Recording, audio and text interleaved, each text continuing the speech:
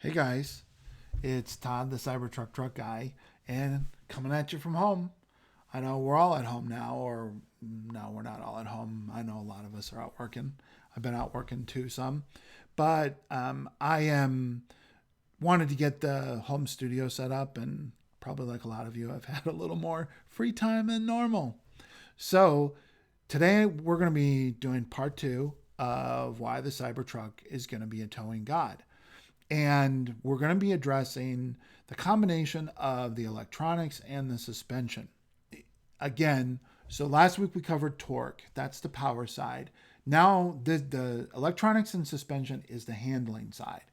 And I really believe that the combination of the suspension and the electronics in the Cybertruck are going to make it the most user friendly tow vehicle in the market. I also think it's going to be the most commercial friendly tow vehicle on the market. So, we're going to talk about the suspension and electronics, and we're going to talk about it in terms of what I would call are the biggest pain in the ass factors of towing. When you're towing, I would say there's three big pain in the ass factors. The first one is hooking up your trailer and unhooking your trailer. The second one is backing up when you have to back up with the trailer. And thirdly is driving the trailer in poor weather conditions, wind, rain, snow. Those are really the times when you're most going to hate trailering, is those three times. Again, I get the impression based on the comments that a good chunk of the people that watch this are people that haven't owned a truck before. And my guess is something like 50 to 60%. So they probably haven't done much towing. So part of these videos, I have to explain some of the things that if you're a truck person and you use your truck a lot, you're gonna go, oh yeah. But hopefully you can sympathize and you remember what it was like maybe when you had to deal with these things. But the first thing is attaching and detaching a trailer. So the problem with attaching and detaching a trailer for most people is that we don't tend to maintain the hitch assembly for our trailers very well. They tend to get rusty and they tend to not, and they're also not generally manufactured like they're they're kind of cheap.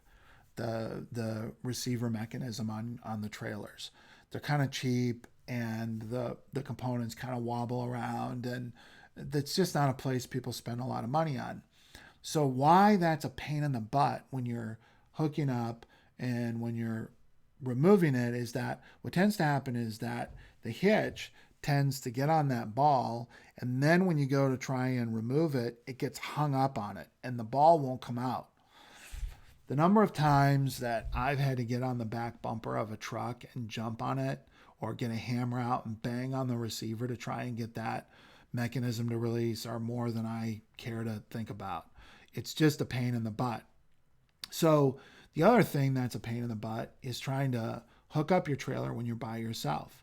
So what you want is you want to have a camera that lets you hook up to a trailer when you're by yourself, not having to back up, get out, look at it, get back in your truck, pull forward, back up, get out, look at it, and do that. There have been times it's taken me like 5 to 10 minutes of just messing around with my truck, because I don't tow a lot with my truck, and I haven't towed very often with my truck. I'm a manager, and even when I had my F-250, I just towed when I needed to like move a skid steer around or move, do something. I wasn't towing like every day with my truck. I would tow maybe like once a month or once every 2 weeks. And I was often by myself. It's that backing up so you can get the hitch over or the ball underneath the hitch so you can lower it on that. And then when you're done, it's actually being able to get those two things to separate. So that's a pain in the ass to do, just hooking it up and unhooking it. The second thing that's a pain in the ass is, I probably should say pain in the butt or something. I'm not monetized. What do I care? Okay, so pain in the ass. So backing up a trailer. If you don't trailer a lot, if you only do it once a month, once every couple months, backing up is not intuitive. You kind of, if you do it a bunch, you sort of get a muscle memory, and you figure it out. And there's some tricks you can use to make it a little easier, but it can also be super stressful if you don't do it a lot, because then you're trying to back it up, usually when you're like in an intersection or you're in a high traffic area and you're trying to back it up, you're trying to get in a parking space. It can just be super stressful. So that is a pain point if you don't do a lot of towing. And the third pain point is when you're towing, if you get in a situation where you're in poor weather. Wind is a pain in the butt because of all the motion that it transfers into the vehicle. And then rain can be problematic just because of traction control. The trailers don't have traction control, so they don't behave the way your vehicle normally behaves when you're in a low traction environment. The scariest is probably snow and ice. And hopefully you don't have to do that, but if you do, you'll be I think you'll feel much more comfortable about doing it if you happen to be doing it with a Cybertruck. So I'm going to start out. I'm going to talk about a few things that we know for sure the Cybertruck is going to have. And then I'm going to make some logical leaps based on either some things Tesla is doing with some other vehicles or what some other truck companies are doing with their trucks. There's going to be, again, like in all my videos, we just don't know a lot for sure. So we have to make some logical assumptions. So the first thing, we know for sure they're going to have docking assistance. So what docking assistance is it's basically a camera that's right by where your ball comes out of your bumper or your frame, and it lets you guide yourself towards the hitch while you're by yourself from inside your cab, so that on their first attempt you get that ball and hitch in alignment right away. Man, that is such a time saver. Again, I should go back and mention this before I start going down these features. Anytime I'm talking about these electronics features, the backup assist and some of the other electronic stuff, remember you can get a lot of these features in another truck, but you have to pay extra for them. Typically, if you want the advanced electronics package, first of all, sometimes they're not even available on the less expensive trim packages.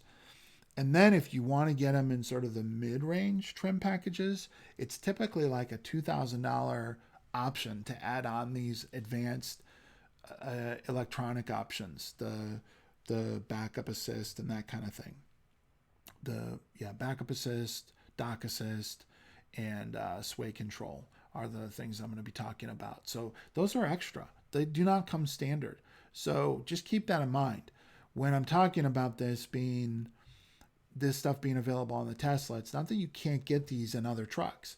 It's just that you're going to pay a premium if you want to get them, at least for now. Maybe in 10 years, 5 years, they'll be, like other things, they'll be standard. But right now you have to pay a premium for them. So docking assist, we know for sure it was in the reveal. It was actually on the screen. So we know that's going to be in there. But the second thing is the squat feature, or the ability to raise and lower that back side of the truck on the air suspension. Remember when I was talking about how that ball gets frozen up in the receiver and it can be a real difficulty to get it out of there? Well, the way historically we've had to do it is we have to get on the back bumper of the trailer and jump on it to try and get it to, break free. But with the Cybertruck, all we have to do is we just get the trailer jacked up when the truck is in its full elevation mode, and then we just start lowering the truck. Boom, it'll break free of that hitch. Now again, if you've never had to deal with this, you do not understand what a pain in the butt it can be when these stupid balls get locked up in the hitch. But it is a real irritating thing. So the second thing is that this is more if you're running trailers around in a work environment where there's other pickup trucks. At least at my place of work, where we have about 16 or 18 trucks, what tends to happen is in the morning scramble, someone took someone else's ball hitch, and then they come and they ask you if they can borrow yours, and then you can't remember where yours went, so then you go grab another one. And so you tend to have a little bit of a merry-go-round with the ball, I don't remember what those things are called. The ball receiver thing that slides into the frame, whatever that's called.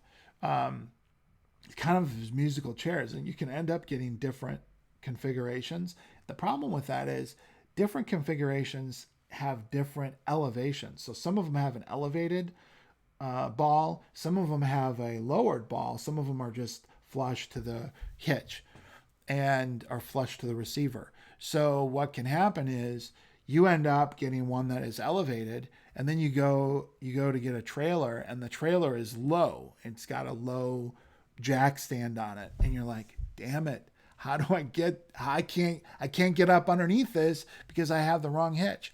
Well, I'm not saying this will totally eliminate it, but the ability to lower that back end so low probably means that in most cases you're going to be able to get your truck tucked underneath that trailer. Again, probably I know that's a narrow niche. I know most of you guys probably aren't using these in a work environment, but if you are, you know what I'm talking about, and you know that it would be nice not to be able to have flexibility on the hitch configuration or the ball configuration.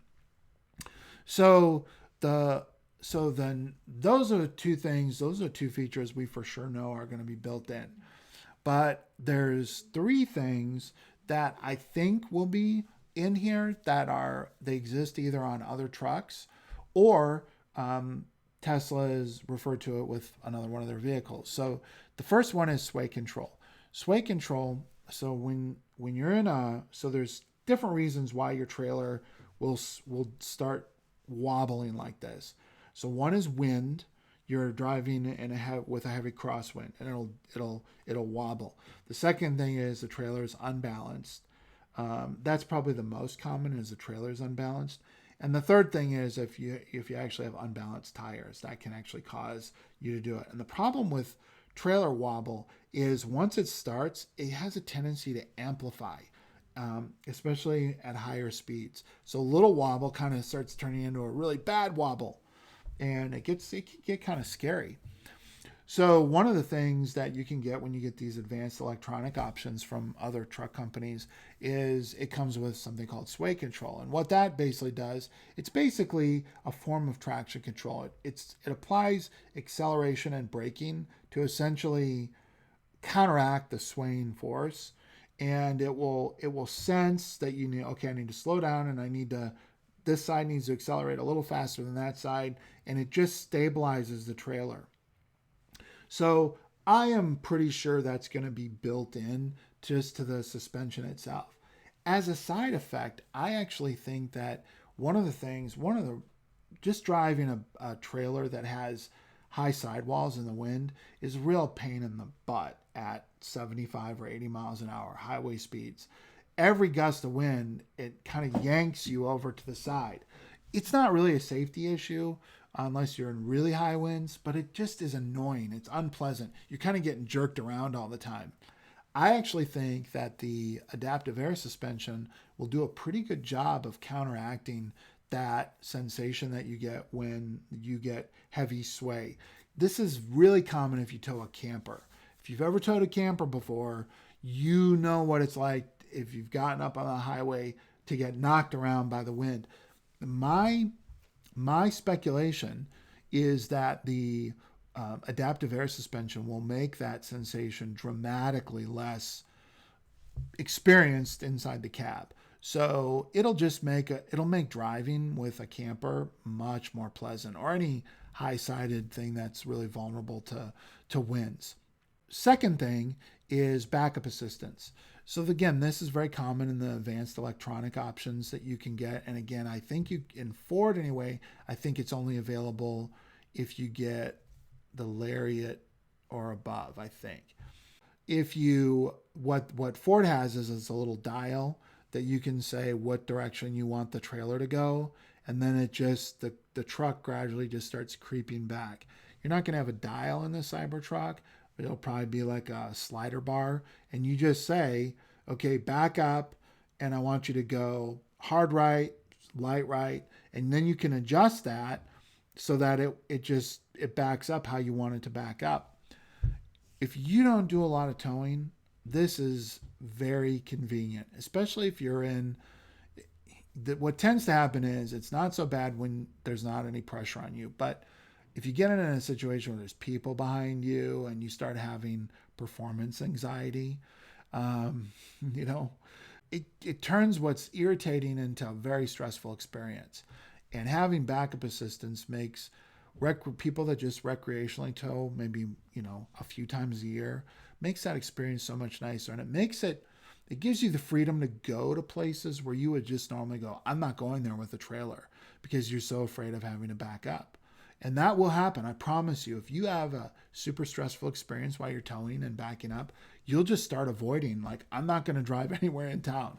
I'm only going to park on the outskirts. So it will just give you a lot of confidence and taking your trailer. Same thing if you want to go camping out in the boonies and you want to camp in some of these free camping spots where the backup pathway has got a lot of trees in it and they're tight spots. Having backup assist will make that process of navigating yourself through a tricky environment much easier. So again, I'm speculating, but this is based on something that's already available, and I just can't imagine Tesla with their software and electronics expertise. It's not going to be part of the package, and I think it's going to be standard. We'll have to see. So the last thing is Jackknife Avoidance. So the most scary thing that will happen to you when you're towing is to have your trailer jackknife on you. And that typically will only happen if you're on slippery surfaces. So the times it can happen to you, the times you're most likely to have it happen to you are when you're on snow or ice on pavement or where you're descending down slope in mud. Those are the two situations. And trust me, in both those environments, having a trailer jackknife on you is terrifying.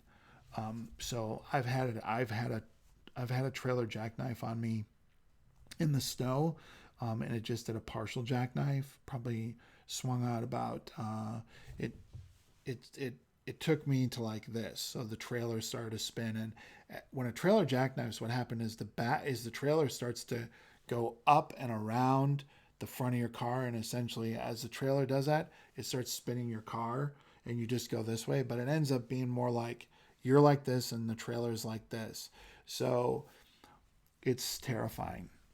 It's super common if you live in a place with snow and ice when you're on clover leaves, exiting and entering on ramps because the clover leaves are sloped. And a lot of times this is where you see tractor trailers sliding off the road in a snowstorm or an ice storm.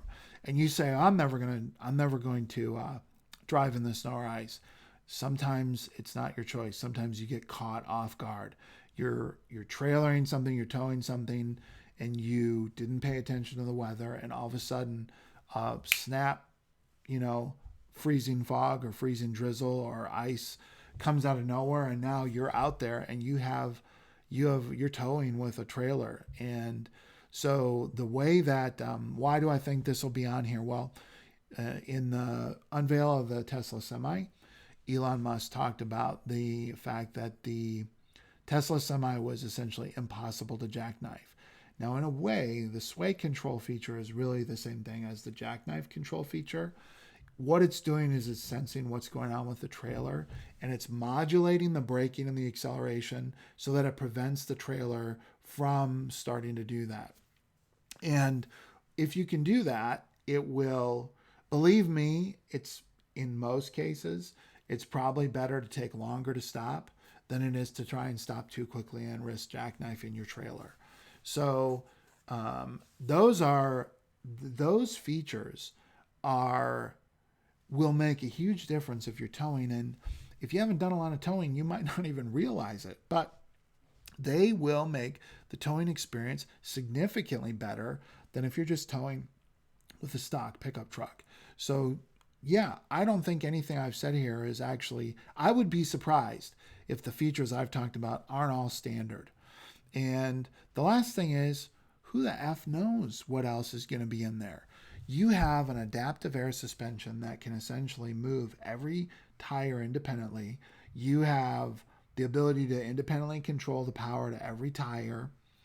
And you have the best software and camera system available. I think that whatever anyone can think up that can be addressed, Chevy has that new feature that makes the trailer appear invisible to you, so that it gives you can still kind of see 360. It stitches together the camera views. I wouldn't at all be surprised if Tesla had that as an add-on option, or as a not an option, but have that as an additional software feature. So I would say that the reason why the Cybertruck will be a towing god is the combination of that torque, that power, and the brains and the nimbleness of the suspension and the computer and the camera system that work together to do a better job of controlling and managing that trailer that is potentially a problem in a way that makes it way more user friendly than any other vehicle out there. I think the next series of videos I'm going to do is going to be on the Cybertruck as an adventure vehicle. And that's going to be there's going to be a bunch of videos in that one, because I want to talk about 3 different types of adventure travel. And this makes me I think the Cybertruck is going to make adventure travel, it's going to ramp it up to another level in the United States and wherever the Cybertruck is sold. So when I'm talking about adventure travel, I'm really talking about 3 different kinds of adventure travel. The first type of adventure travel is hard technical off-roading. The second one is overland adventure travel. And the third one is high speed, like desert racing. And I want to talk about all 3 of those, because I think a lot of people, even if they're into one of those things, like I know a lot of people that like to do Jeeping and stuff, but they have no idea how fun high speed adventure travel is. So the people that will be most dialed into this are people that like Jeep and ride dirt bikes, because if you do both of those, you'll understand kind of the different styles of riding. Or if you ride, especially if you ride adventure motorcycles, so if you do high speed off pavement travel, that's fun in a whole nother way. And the Cybertruck is going to be an amazing multi-sport adventure vehicle. So that's probably going to be what I do next. All right, thanks for watching. Like, subscribe, whatever. Click on everything you can click on. Say everything you can say. Okay, thanks. We'll talk at you next week. Bye.